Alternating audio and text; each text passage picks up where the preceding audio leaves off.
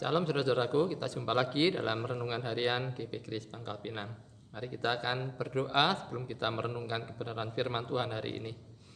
Tuhan, kami bersyukur untuk hari ini. Terima kasih kembali kami boleh hidup dalam pimpinan pemeliharaan Tuhan dan anugerah Tuhan. Hari ini kami mau belajar firman-Mu. Tolong berikan kami pengertian dan mampukan kami untuk menjadi pelaku firman-Mu. Demi nama Tuhan Yesus kami berdoa. Amin. Renungan saya ambil dari Lukas 23 ayat 39 sampai 43. Seorang dari penjahat yang digantung itu menghujat dia, katanya, "Bukankah engkau adalah Kristus? Selamatkanlah dirimu dan kami." Tetapi yang seorang menegur dia, katanya, "Tidakkah engkau takut juga tidak kepada Allah, sedang engkau menerima hukuman yang sama? Kita memang selayaknya dihukum, sebab kita menerima balasan yang setimpal dengan perbuatan kita. Tetapi orang ini tidak berbuat sesuatu yang salah." Lalu ia berkata, "Yesus, ingatlah akan aku apabila engkau datang sebagai raja." Kata Yesus kepadanya, "Aku berkata kepadamu, sesungguhnya hari ini juga engkau akan ada bersama-sama dengan aku di dalam Firdaus." Apakah saudara pernah bertemu dengan seseorang yang punya latar belakang yang kelam, yang begitu gelap karena keberdosaannya, lalu orang ini kemudian terus hidupnya dihantui oleh ketakutan, oleh penyesalan dan ketidaklayakan. Sampai-sampai dia merasa ketika dia sudah percaya Tuhan pun, dia merasa Tuhan gak akan sanggup untuk mengampuni dosanya. Terlalu jahat, terlalu buruk, terlalu kotor, sampai dia menjadi putus harapan. Tetapi mungkin saudara juga pernah bertemu dengan seseorang yang punya latar belakang yang begitu gelap juga, tetapi dia merasa hidupnya baik-baik saja. Dia merasa tenang, dan ketika Injil diberitakan kepadanya, dia pun tidak serta-merta menganggap begitu penting. Dia masih menunda-nunda untuk menerima kasih Tuhan. Dia berpikir, nanti sajalah, nanti kalau sudah menjelang akhir baru saya akan terima Tuhan. Kan Tuhan Maha Kasih, mungkin pikirnya seperti itu. Nah, renungan hari ini kita akan belajar dari kisah dua penjahat yang disalibkan di sebelah kiri dan kanan Tuhan Yesus. Nah, saudara, di mana yang satu bertobat tetapi yang lain tidak bertobat. Yang satu diselamatkan dan yang lain tidak.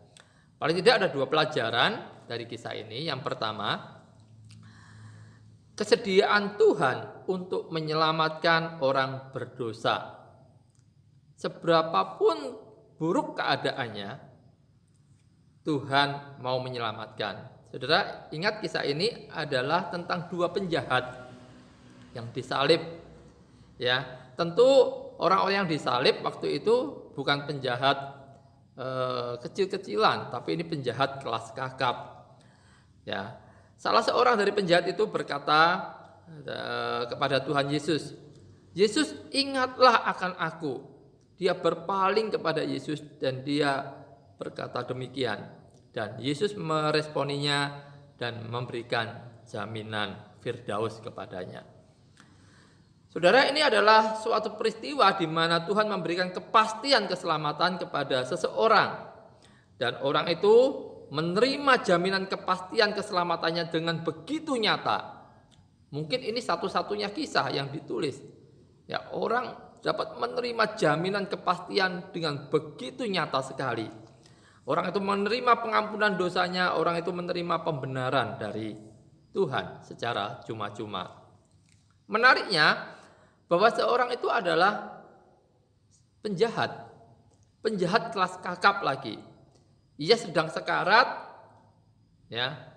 Pendosa ini, penjahat ini tidak pernah dibaptis, mungkin tidak menjadi anggota gereja manapun, tidak pernah menerima sakramen, bahkan tidak ada kesempatan, tidak pernah satupun mungkin ikut pelayanan.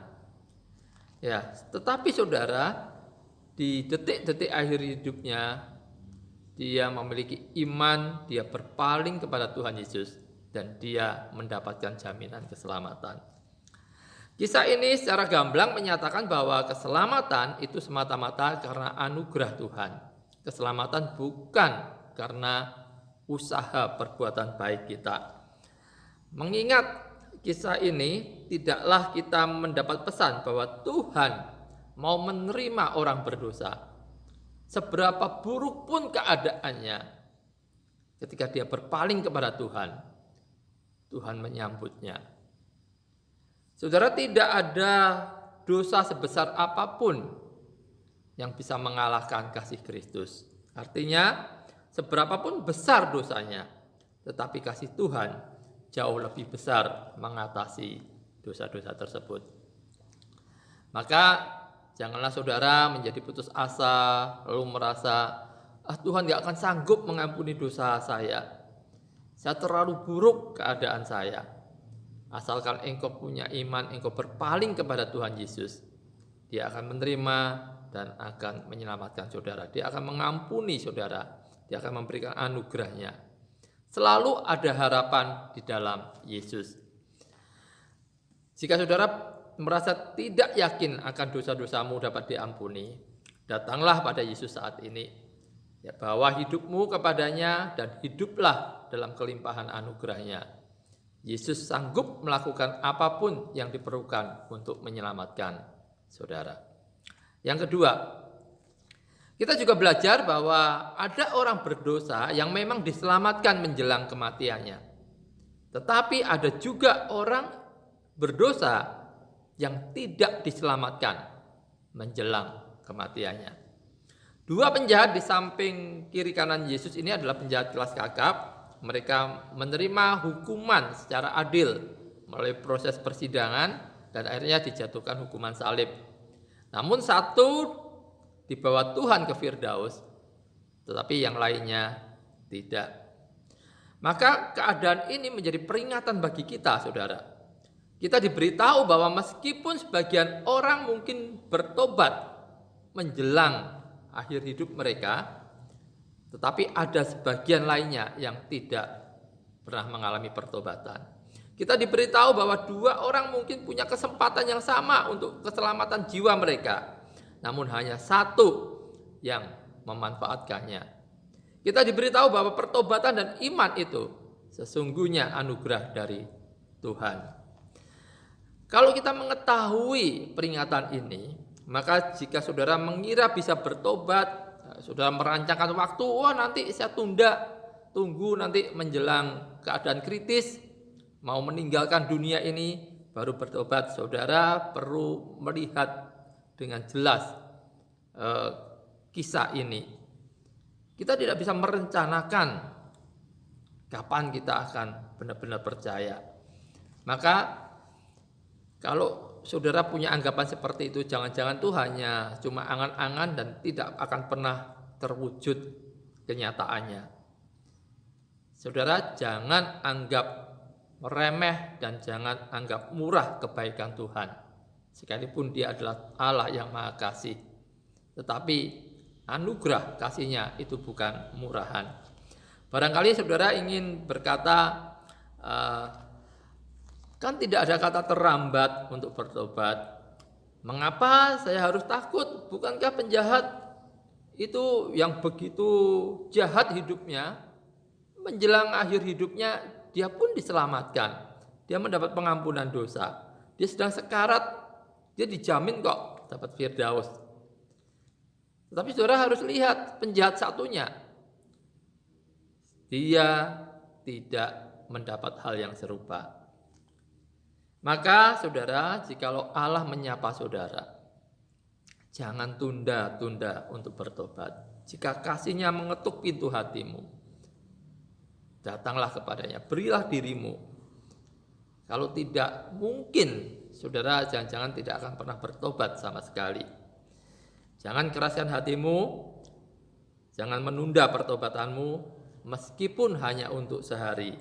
Jika hari ini Tuhan mengetuk engkau, anugerahnya menyapamu untuk membersihkan engkau, mengampuni segala dosamu, datanglah, berpalinglah kepadanya, berikanlah seluruh hidupmu, dan engkau akan mendapat pengampunan dosa.